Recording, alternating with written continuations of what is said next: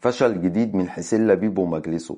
عبد الحميد معالي اللي الزمالك اشتراه في بداية الموسم من اتحاد طنجة المغربي ب 500 ألف دولار، وإدارة الزمالك ما دفعتش ولا جنيه من ثمن الصفقة عشان اتحاد طنجة يرفع قضية ضد نادي الزمالك في الفيفا ويطالب بيها بثمن الصفقة.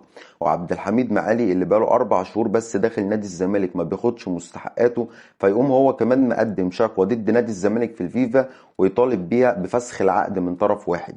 وفعلا فسخ عقده مع نادي الزمالك من طرف واحد، عشان نتفاجئ امبارح بالليل ان اداره اتحاد طنجة المغربي بتعلن عن التعاقد مع عبد الحميد معالي لمده موسمين ونص. تاني لاعب في ظرف شهر يفسخ عقده مع نادي الزمالك من طرف واحد بعد صلاح الدين مصدق. ايه فشل تاني لاداره نادي الزمالك ممكن تعمله؟ في ايه تاني ممكن تهدوا بيه الزمالك اكتر ما انتوا هديتوه؟ هل في فشل انتوا لسه ما فشلتوهوش مع نادي الزمالك؟ اللعيبه اللي ما كانتش تحلم في يوم من الايام انها تلبس تيشيرت نادي الزمالك النهارده بقت بتفسخ عقدها من طرف واحد. تاني لاعب في ظرف شهر يفسخ عقدهم مع نادي الزمالك عبد الحميد معالي وصلاح الدين مصدق. انتوا ضيعتوا سمعه النادي، اللعيبه بقت بتخاف تيجي الزمالك بسبب المشاكل اللي عندنا. عبد الرحيم دغموم لاعب النادي المصري اللي قال لك نادي الزمالك كان بيفاوضني وانا ما رضيتش اروح بسبب المشاكل اللي فيه وبسبب ان انا مش هاخد مستحقاتي. هي دي الصوره الذهنيه اللي كان كابتن حسين لبيب عايز يغيرها؟ هي دي سمعة الزمالك اللي كان المفروض إدارة الزمالك جاية عشان تغير السمعة دي وتغير الصورة الذهنية والمشاكل اللي كانت موجودة قبل كده؟ هي دي إدارة الزمالك؟ أنا نفسي أعرف أنتوا قاعدين ليه؟ نفسي أعرف أنتوا ما عندكوش دم ليه؟ هو أنتوا ما بتحلوش المشاكل ليه؟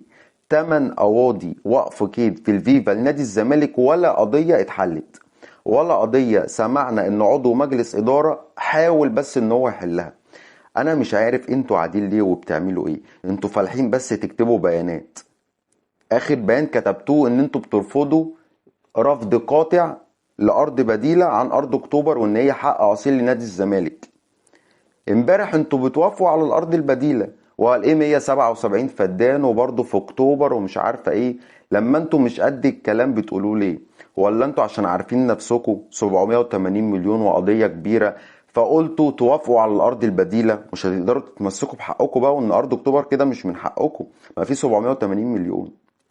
ايه كم الكوارث وكم العك وكم الفشل اللي موجود داخل نادي الزمالك ده؟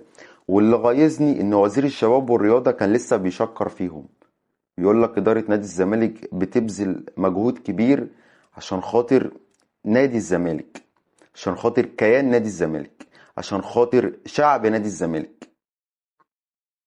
حسبي الله ونعم الوكيل فيكم والله العظيم. انا مش عارف ايه تاني ممكن يحصل في الزمالك فيتهد.